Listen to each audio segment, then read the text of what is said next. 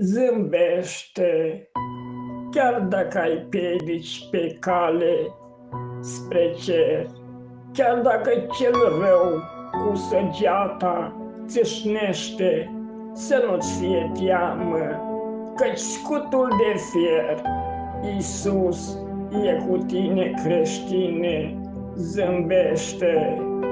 Chiar dacă adesea lacrimi în ochi se zbate, chiar dacă speranța ușor se topește, Iisus e Cel ce le știe pe toate, deci mergi cu credință la El, zâmbește.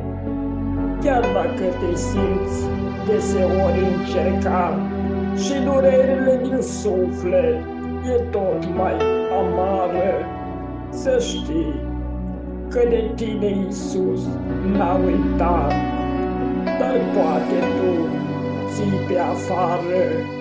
Dă-i inima toată, nu doar o frâmă, căci Domnul nespus te iubește.